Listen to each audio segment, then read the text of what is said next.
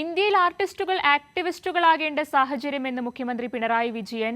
ബഹുസ്വരതയെ ഏകസ്വരം കൊണ്ട് പകരം വെക്കാനുള്ള ശ്രമങ്ങൾ രാജ്യത്തിന്റെ പല ഭാഗത്ത് ശക്തിപ്പെടുന്നതായും മുഖ്യമന്ത്രി പറഞ്ഞു.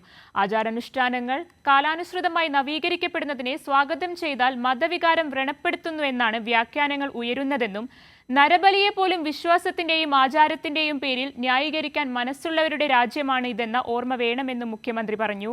മാതൃഭൂമി കാഫ് ഫെസ്റ്റ് സമാപന സമ്മേളനം ഉദ്ഘാടനം ചെയ്ത് സംസാരിക്കുകയായിരുന്നു മുഖ്യമന്ത്രി. സാംസ്കാരിക രംഗത്താകെ ഇരുട്ട് പടരുന്നതിൻ്റെ സൂചനകളാണ് ഇതെല്ലാം. ഈ ഇരുട്ട് ഫാൽസത്തിൻ്റെ സഹജ സ്വഭാവമാണ് എന്ന് നാം തിരിച്ചറിയണം. ആ തിരിച്ചറിവോടെ സ്വയം ഉയരാനും വായനാ സമൂഹത്തെ ഉയർത്തിയെടുക്കാനും കഴിയണം. ആ ജാഗ്രതയുടെ അഭാവത്തിൽ ഫാൽസത്തിൻ്റെ വിഷവിത്തുകളാവും സമൂഹത്തിൽ വളരുക. ആ ആപത്ത് ഉണ്ടാവരുത്.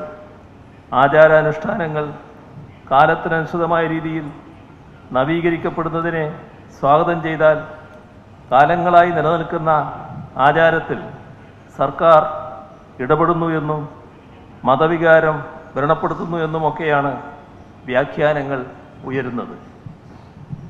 നരബലിയെ പോലും വിശ്വാസത്തിൻ്റെ ആചാരത്തിൻ്റെ പേരിൽ ന്യായീകരിക്കാൻ മനസ്സുള്ളവരുള്ള രാജ്യമാണ് ഇത് എന്ന് ഓർക്കേണ്ടതാണ്.